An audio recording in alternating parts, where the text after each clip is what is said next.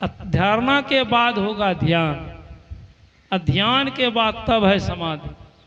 स्वामी विवेकानंद जी ने देखिए इसका चित्रण किया है कि जो अपने अंदर में मात्र 14 सेकंड टिक जाते हैं, घड़ी से मिला के देख लीजिए 14 सेकंड, वो है धारणा।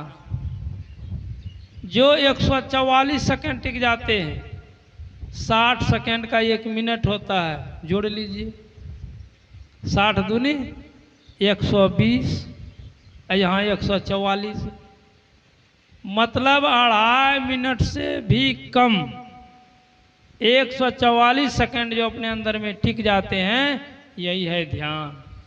टिकते हैं हम लोग 2 मिनट नहीं टिकते हैं।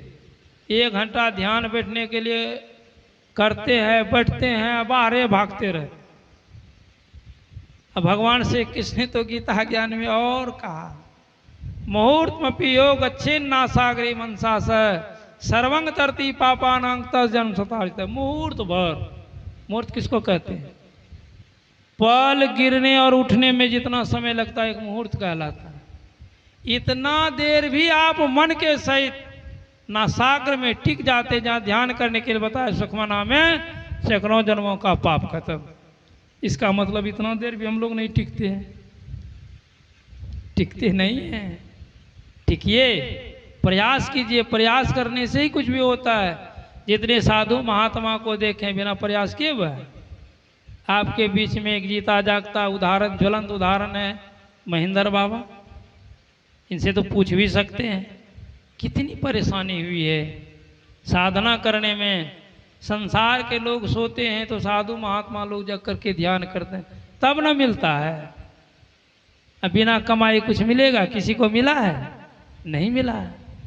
अरे आप इसके पीछे लगे रहेंगे तो गुरु महाराज की कृपा हो जाएगी। गुरु महाराज अपना खजाना का फाटक खोल देगा, मालो माल हो जाएगा। इसलिए इस तरह का कीजिए। और जो 1440 सेकेंड अपने अंदर में टिक जाते हैं, यही तो समाधि की अवस्था। 1440 सेकेंड बराबर 24 मिनट, इसको घड़ी भी कहते हैं। ऐसे हम लोग 1 घंटा को घड़ी कहते हैं, लेकिन नहीं, 24 मिनट का घड़ी होता है।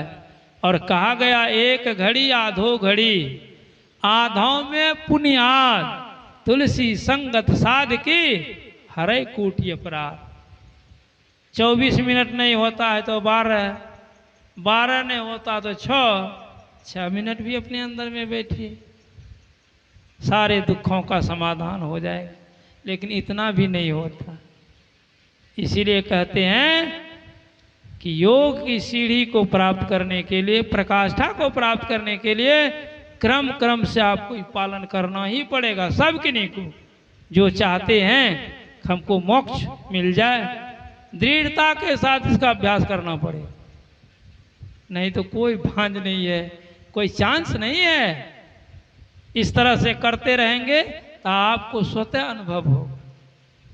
ये कोई बताएंगे ऐसी बात नहीं है, स्वतः आपको अनुभव होगा। आपका ऊर्ध्वगमन होगा, आप अंधकार मंडल से निकलेंगे। कौन निकलता है? जिनकी दृष्टि एक हो जाती है, वही अंधकार मंडल से निकल सकता है। उस दृष्टि को प्राप्त करने के लिए पहले मानस जप करना पड़ता, मानस ध्यान करना पड़ता। किसी एक नाम को जपिए, जिस नाम को संत सदगुरु बतलाते उस नाम को जपिए, उसी नाम संबंधी रूप का ध्यान कीजिए। योग्यता क्षमता बढ़ेगी हम सब की, और तब दृष्टि योग करने के लायक बनेंगे। और जब दृष्टि योग की प्रक्रिया होगी, तब सबसे पहला मंडल क्या है? अंधकार मंडल, अंधकार का भेदन है। देखिए कितना आनंद आता है, कितना मजा आता है। यदि उधर प्रकाश मिल जाएगा तो बाहर का सब चीज आप भूल जाएंगे। न दर्द रहेगा, न कोई रोग रहेगा, न शोक रहेगा, न बाहर में वृत्ति आपकी रहेगी, न ख्याल रहेगा। यही नहीं होता जो सब कुछ होता है। इसलिए संत लोग कहते हैं कि इस तरह का अभ्यास करेंगे तब दृष्टि योग होगा। उसके बाद सुरत शब्द योग है, शब्द की साधना करनी पड़ेगी। सुरत को उस शब्द में लगाना पड़ेगा। बहुत तरह का शब्द होता है, उन शब्दों में से जो सार शब्द होता है उसको पकड़ना पड़ेगा। यहाँ भी भेद लिया जाता है। ये भेद भी संत लोग ही बतलाते हैं, जो संत मत की अंतिम और असली साधना है। शब्द को आप खोजिए अंदर में, शब्द खोजी मन बस करे, सहज जोग है यही, असत्य शब्द निज सार है, यह तो झूठी दे।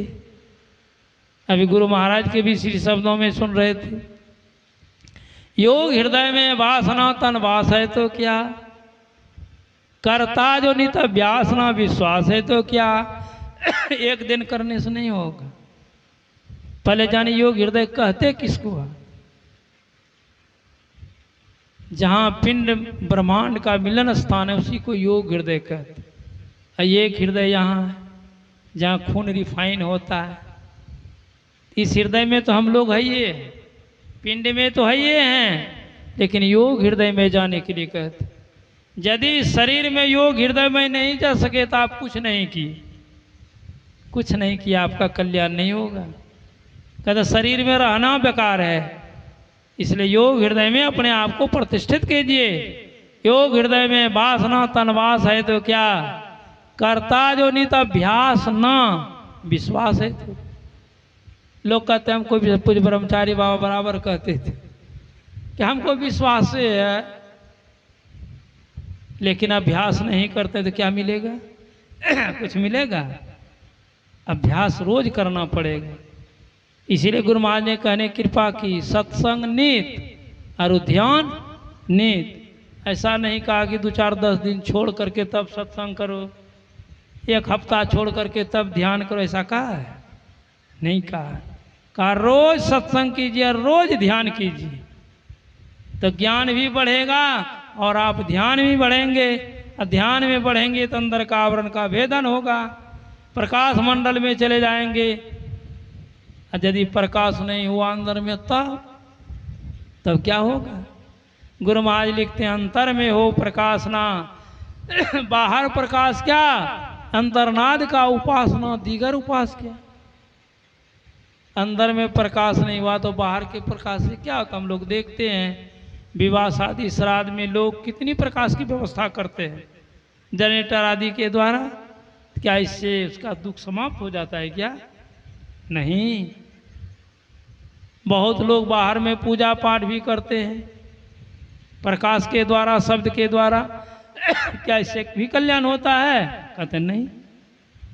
तब अंदर में कीजिए। गोस्वामी जी लिखते हैं, जब लगी नहीं हृदय प्रकाश और विषय आस मन माहे, तुलसीदास तब लग जग जोनी, भरमत सपनों सुख नाहि। जब तक अंदर में प्रकाश नहीं होगा तब तक आपका कल्याण नहीं होगा, तब तक कल्याण नहीं होगा। इसलिए इसके लिए प्रयास कीजिए। गुरु महाराज की कृपा हो जाएगी हम लोगों के ऊपर। प्रकाश को देख लें। अब प्रकाश को देख लेंगे तो गोस्वामी जी क्या लिखते हैं बालकांड में, दलन मोह तमसु सुप्रकाशु, अब बड़े भाग उड़ावे जासु।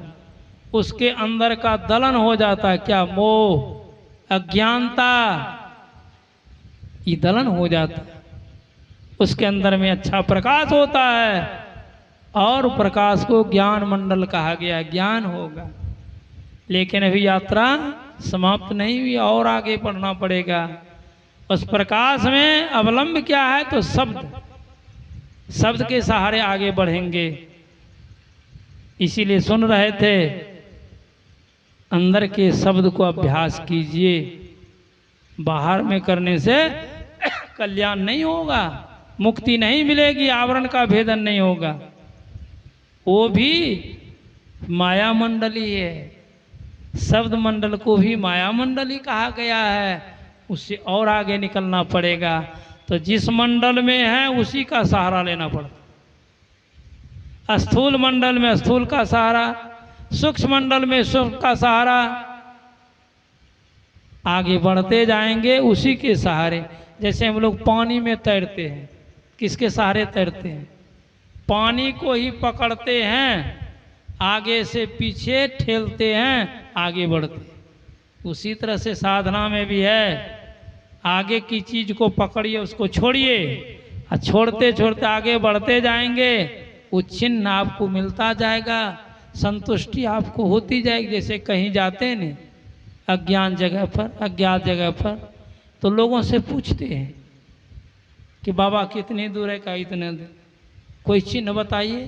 वो कहता है आगे जाइएगा ना तो ई मिलेगा, आगे जाइएगा तो ई मिलेगा, फिर आगे जाइएगा तो ई मिलेगा, बताते हैं ना।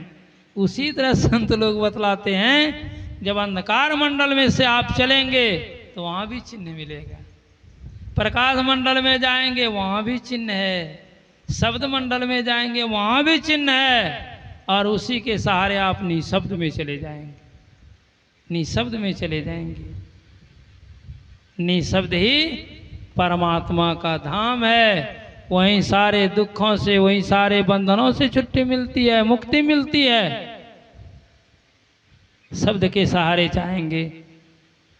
कबीर साहब लिखते हैं, शब्द शब्द बहु अंतरा, वो तो शब्द विदेह जिभ्या पर आवे नहीं, और निरखी परखी कर दे। वो वर्णन करने का चीज नहीं, वो परखने का चीज। गुरु महाराज के श्री सार शब्द पर खो विधिये ही, अभव बंधन चली जाई। सभी शब्दों में से एक सार शब्द होता है, उसकी परख हो जाएगी, उसकी पकड़ हो जाएगी, ये संसार का बंधन खत्म हो जाए, आप मुक्ति को प्राप्त कर लेंगे, सारे दुखों से छुट्टी मिल जाएगी। इसलिए हम लोगों को इस तरह का अभ्यास करना चाहिए। फिर सुन रहे थे अंत में, गुरु हरि चरण में प्रीति ना रूखा विचार। इसमें सफलता के लिए गुरु के चरण में विश्वास करना पड़ता। रूखा विचार किसको कहते हैं?